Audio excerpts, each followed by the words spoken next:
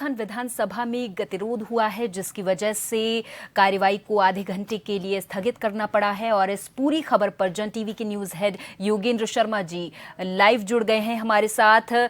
Sir, जिस तरीके से गतिरोध हुआ है, क्या कार्यवाही आधे घंटे के लिए जो स्थगित हुई है, इसका क्या कुछ कारण रहा? क्या गतिरोध इसका प्रमुख कारण रहा है?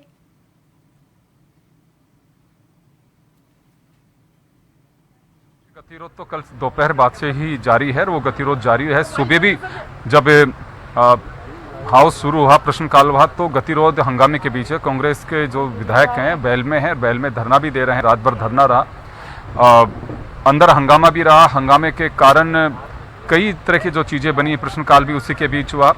और हमारे साथ दशरथ है। दशरथ, क्या कुछ कारण लगता है कि जो हंगामे के चलते या एक सदस्य की तबीयत खराब होने का भी एक कारण बताया जा रहा है, या अब लगता है आपको क्योंकि सुलह के कोई चांस दिखाई दे रहे हैं? देखिए, मुझे नहीं लगता कि सुलह के कोई चांस लग रहे हैं। और खास तौर पे कल जिस तरह का गतिरोध उत्पन्न हुआ और उसके बाद में आज रमीला खड़िया जो कांग्रेस की विधायक है, हंगामे के चलते हुए उनकी तबीयत भी बिगड़ी। तकरीबन 45 मिनट की कार्यवाही सदन के दौरान प्रश्नकाल में चली, लेकिन पूरी देर हंगामा रहा। हंगामे के चलते जो आंसर दे रहे थे मंत्री, उनको भी समझ नहीं आ रहा। कई बार मंत्रियों ने भी ये पूछा कि जो सवाल पूछा गया वो सुना नहीं, दोबारा बोला जाए। इस तरह की भी आई।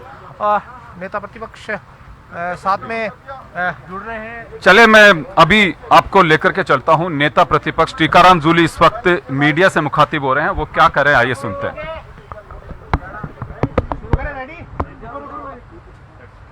लगातार गतिरोध, आज भी लगातार गतिरोध जारी है और एक विधायक की तबीयत भी बिगड़ी।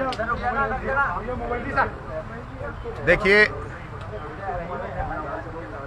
मैं ये कहना चाहूंगा कि सरकार लगातार कानून और नियमों की धज्जियां उड़ा रही है। मुद्दा क्या था? मुद्दा ये था कि नए बीएनएसएस कानून लागू हो गए, अधिवक्ताओं की जो नियुक्ति हुई है नए नियम से होनी चाहिए थी। सिर्फ इतनी सी बात हमने कल सदन के अंदर उठाई थी। उस बात का सरकार की तरफ से जवाब नहीं दिया और हमारे सदस्य की कोई गलती नहीं। आप गलती बता दे, क्या गलत इशारा किया है वो इशारा बता दे। हमारा जो सदस्य है सिर्फ उस मुद्दे से ध्यान भटकाने के लिए सरकार प्रस्ताव लेके आई और अध्यक्ष जी ने जबरदस्ती हमारे सदस्य को निकालने का काम किया। मैं समझता हूं सत्ता के अंदर जिस प्रकार से ये लोग मदमस्त हैं, ये नियम और कानूनों की धज्जियां उड़ा रहे हैं। हमारा सिंपल सा क्वेश्चन था, हमें जवाब दे देते। ये कह रहे हैं कि मामला से आया है कि जुलाई से कानून प्रभावित हुआ है, जनवरी फरवरी के आदेश हैं। 25/7/2024 के ऑर्डर हैं। मैंने ऑर्डर लगाए हैं।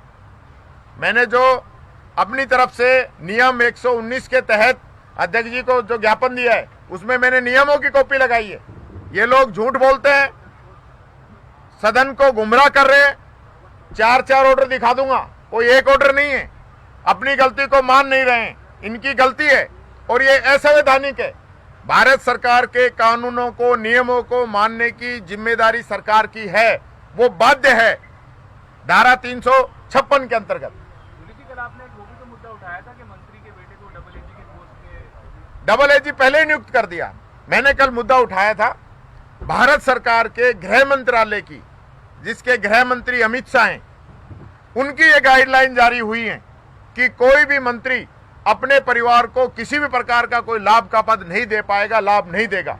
लेकिन यहां दिया जा रहा है, सरेआम दिया जा रहा है। ये लोग अमित शाह की बात को नहीं मान रहे।